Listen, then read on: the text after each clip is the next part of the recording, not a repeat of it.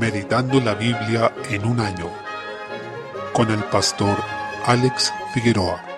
Día 28, mes 10. Jeremías capítulo 51. Desde el versículo 54 el Señor asegura la destrucción de Babilonia, encargándose Él mismo de castigar su jactancia. El Señor dará la paga o retribución, y con esto afirma su nombre declarado en el versículo 56, Dios de retribuciones. Y en el 57, el Rey, cuyo nombre es Jehová de los ejércitos. Esto nos dice que el juicio a sus enemigos y su venganza contra el mal que ellos han hecho es parte esencial de la obra de Dios para traer su reino. Todo lo que sea edificado en rebelión al Señor es vano y no prevalecerá. Desde el versículo 59, el profeta Jeremías entregó este mensaje con los anuncios de la caída de Babilonia a un hombre llamado Seraías, quien era jefe de abastecimiento del rey Sedequías. El Señor da una señal con el mismo rollo donde están escritas todas estas profecías contra Babilonia. El rollo debía ser atado a una piedra, la que a su vez se debía lanzar al famoso río Éufrates, que estaba allí en la tierra de Babilonia. Así como se hundía ese rollo, se hundiría también Babilonia, y justamente esa es la forma en que el Señor describe en Apocalipsis la destrucción de Babilonia, tal como una piedra que cae en el fondo del mar. Apocalipsis 18:21. Esto porque la destrucción de Babilonia tuvo un cumplimiento inmediato en el pueblo con ese nombre, pero también tiene un cumplimiento final, dado que Babilonia, en términos proféticos, refleja todo el sistema humano de maldad. Así lo señala Apocalipsis en sus capítulos 17 al 19 principalmente. El Señor entonces habla de Babilonia desde el punto de vista de un sistema humano de maldad al que destruye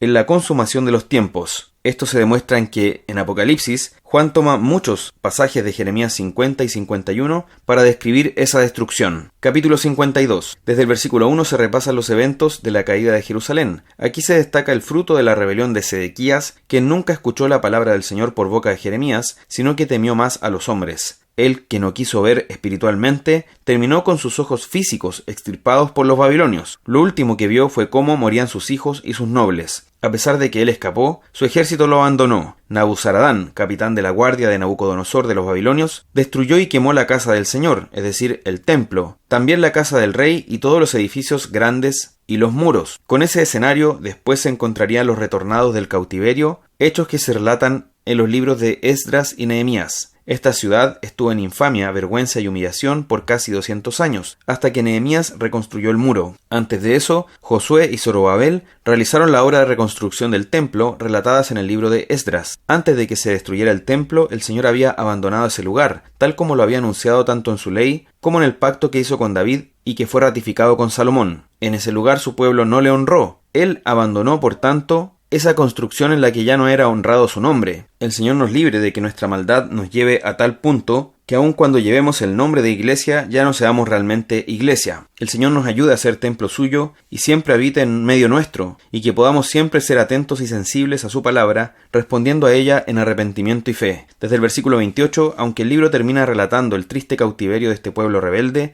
da una señal de esperanza al finalizar cuando el rey de Babilonia liberó a Joaquín, rey de Judá, y lo hizo sentar con él en su mesa hasta el día de su muerte. Esto abriría la puerta para la restauración de Israel y para el restablecimiento del trono de David, lo que ocurriría solamente con la venida de Jesucristo, quien mediante su resurrección y ascensión asumió el reino como Mesías, recibiendo toda potestad en el cielo y en la tierra, como dice Mateo 28:18. Hoy esperamos la plena consumación de este reino en su segunda venida. Salmo 100. Desde el versículo 1 el salmista exhorta a que adoremos al Señor cantando alegres y sirviéndole con alegría. Versículo 2. Esta disposición de alegría y alabanza al Señor es algo que cruza todo el Salmo. Así es como debemos acercarnos a Dios para adorarlo, con gozo, lo que echa por tierra la visión de que la santidad se traduce en andar amargados y con el ceño fruncido. Es precisamente lo opuesto. A mayor comunión con el Señor, en santidad, mayor alegría y felicidad. Versículo 3. El fundamento para nuestra adoración es que el Señor es Dios, que Él nos hizo y no nosotros a nosotros mismos. Él nos ha hecho su pueblo y ha querido ser nuestro Dios. No debemos dar por hecho la misericordia de Dios. Su gracia ha sido tal que, habiendo sido sus enemigos, ahora somos contados como ovejas de su prado, siendo Él nuestro buen pastor. Desde el versículo 4 se presenta otro fundamento para adorar al Señor, sus excelencias y atributos. Se nos llama a entrar a su templo con gratitud,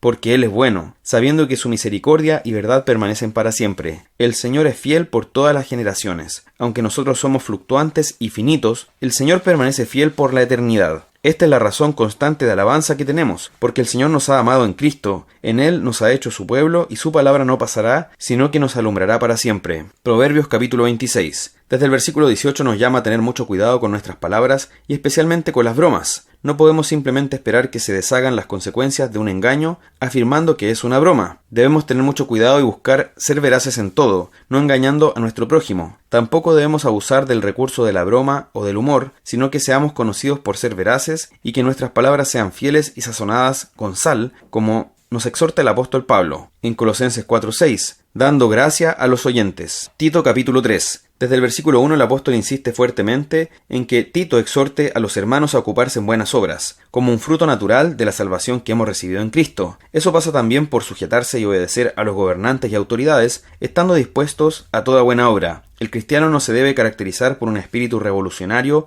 e insumiso, salvo que los gobernantes exijan cometer algún pecado, desconocer al Señor o adorar algún ídolo, o cualquier otra cosa que sea contraria a la palabra del Señor. También vemos que la actitud del cristiano debe ser caracterizada por la amabilidad y la mansedumbre hacia todos los hombres, no solo a la iglesia, sino, como nos dice también en otras partes de la Escritura, como en Gálatas capítulo 6, a todos los hombres se debe manifestar esta amabilidad y mansedumbre. Nosotros también estábamos perdidos, tal como lo grafica el versículo 3, estábamos sin Cristo y por tanto llenos de deleites diversos, insensatez, esclavitud y rebelión. No es posible la verdadera comunión entre aquellos que son incrédulos, porque son aborrecibles, es decir, dignos de ser aborrecidos, pero también se aborrecen unos a otros. En otras palabras, éramos personas aborrecibles, pero también detestábamos a otros. Entonces hay un odio constante, aunque esté solo cubierto bajo las apariencias de buenos tratos y modales, pero entre los incrédulos no puede haber verdadera comunión, solo puede haber tal cosa entre los que están en el Espíritu. Debemos tener misericordia y compasión de quienes están en esta situación, porque nosotros estábamos así también, pero cuando se manifestó la bondad de Dios, Él nos salvó. Y no lo hizo por nuestras obras o los méritos que pudiéramos haber acumulado, sino por su pura gracia y misericordia. Él nos transformó, nos lavó por la regeneración. Esto implica ser hechos de nuevo. Fuimos creados con una nueva creación en el Espíritu Santo, el cual también hemos recibido abundantemente por Jesucristo nuestro Salvador. Versículo 6. Debemos realmente ser conscientes de la regeneración y renovación que el Señor ha hecho en nosotros, la que nos permite entonces vivir en una vida nueva y dar frutos de buenas obras. El apóstol insiste que somos de estos justos solamente por gracia, herederos de la vida por gracia, y nada más que por gracia. Algunos creen que insistir en estas cosas lleva a que la gente se relaje y viva en inmoralidad, pero es todo lo contrario. El apóstol llama a Tito a insistir con firmeza en esta enseñanza justamente para que los que creen en Dios se ocupen en buenas obras. La conciencia del Evangelio, que nos ha justificado por gracia, nos lleva a vivir una vida nueva en Cristo. Por otro lado, desde el versículo 9, tal como llama a Timoteo a evitar las cuestiones de palabrerías y contiendas necias que no aprovechan, plantea aquí una solución rápida. El hombre que causa divisiones, después de una y otra amonestación, debe ser desechado. No es un hombre con el cual se pueda trabajar, no es útil en el ministerio, no servirá para la edificación del cuerpo de Cristo. Es un error dejar a esa persona en medio de las ovejas, porque es un lobo que causa divisiones y no entiende ante las amonestaciones. El único destino que le espera a esa persona, al menos en la situación en la que está perseverando, es la condenación, y no debe estar en medio del pueblo de Dios, porque solo va a hacer daño y destrucción. La disciplina contra el divisor es como apagar urgentemente un incendio, pero no es lo mismo que cuando hay una falta de uno contra otro, para lo cual existe un procedimiento, una conversación privada, luego atestiguada y luego presenciada por la Iglesia, si es que no llega a haber arrepentimiento en las fases anteriores. Esto lo encontramos en pasajes como Mateo 18. No es lo mismo la disciplina que propone Pablo a Tito para el divisor que aquella que se expone para aquel que es sorprendido en alguna falta. Aquí el apóstol llama a apagar rápidamente el incendio de la división y expulsar a aquel que la está provocando, porque con ello demuestra con su conducta que está condenado y se ha pervertido. Desde el versículo 12 termina con una despedida y una exhortación a ocuparse en buenas obras. Aprendemos aquí que las obras son buenos frutos que debemos rendir como resultado de nuestra comunión con Dios y de su poder obrando en nosotros. Procuremos así no ser estériles sino fructíferos. Tomemos entonces lo que nos exhorta el Señor a través del apóstol en esta carta y vivamos en esta nueva vida sabiendo que tenemos Espíritu derramado abundantemente en nosotros y hemos sido renovados y regenerados en Cristo.